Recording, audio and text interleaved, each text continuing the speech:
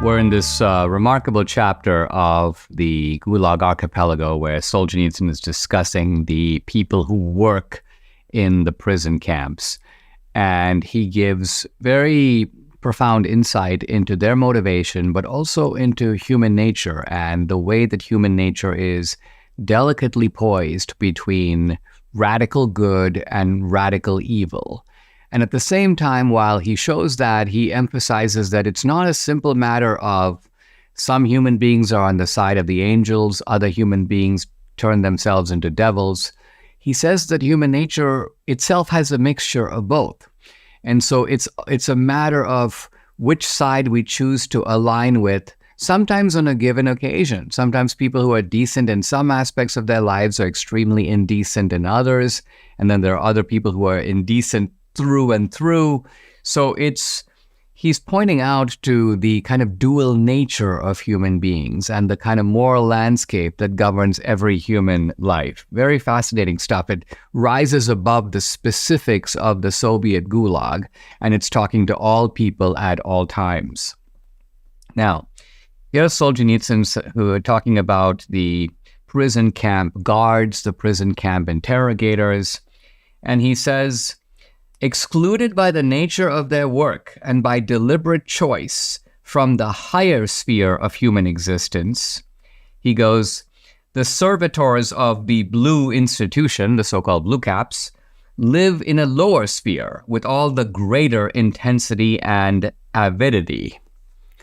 Now, this is a very learned man writing in an ornate style, and we need to slow it down to see what he's saying. He's saying, look, these are guys for whom higher forms of piety or reflection, of study, of contemplation, they're not going to do any of that.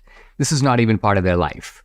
They live on the low plane of human existence. So they don't try to think great thoughts. They don't try to come up with new ideas. They live on the sort of, they're driven by more base or elemental motives. So what are those motives?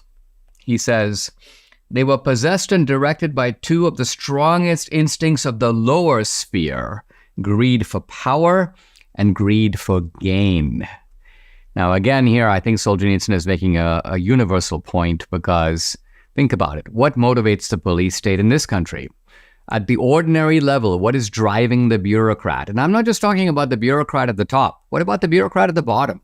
Think about what drives, for example, a meter maid, somebody who hands out tickets, or just a cop who hides at the turn of a pass, intercepts cars, and gives them tickets. Now, what is that guy motivated by? You can say, well, he's doing his job. Yeah, true. What makes somebody want to do that job like really well?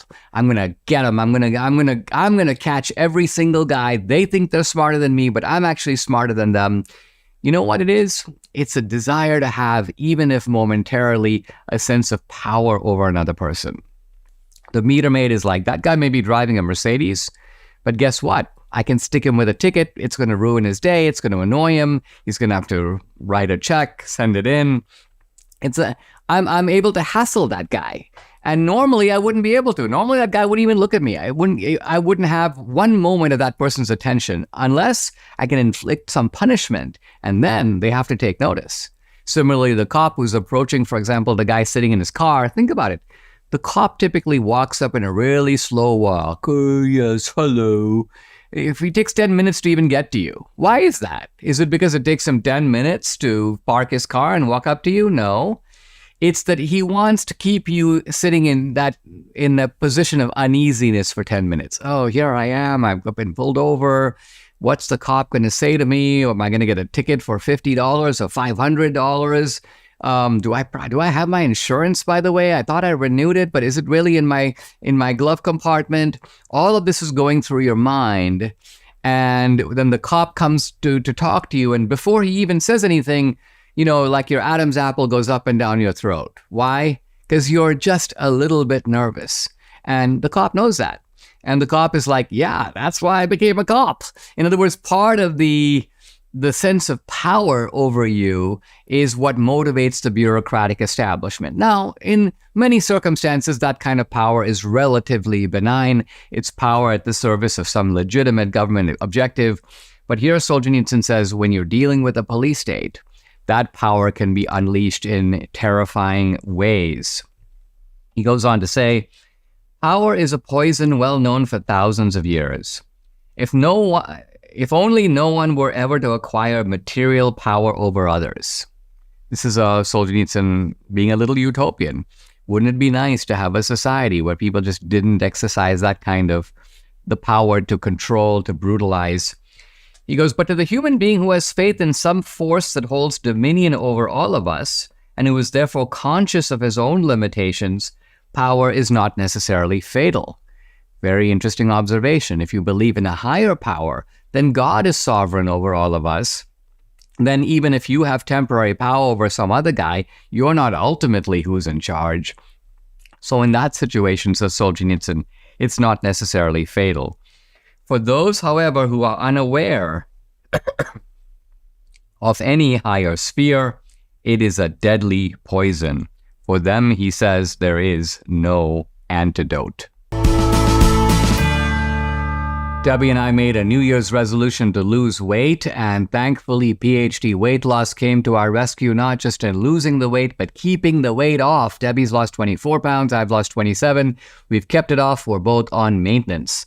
The program is based on science and nutrition, no injections, no pills, no long hours in the gym, no severe calorie restriction, just good, sound, scientifically proven nutrition. It's so simple, they make it easy by providing 80% of your food at no additional cost. They tell you when and what to eat, and guess what? You can do this without ever being hungry. The founder, Dr. Ashley Lucas, has her PhD in chronic disease and sports nutrition. She's also a registered dietitian. She helps people lose weight and, most important, maintain that weight loss for life. So if you're ready to take the step of losing weight like Debbie and I have, call PhD Weight Loss and Nutrition. Here's the number, 864-644-1900. You can also find them online at myphdweightloss.com. The number again to call, 864-644-1900.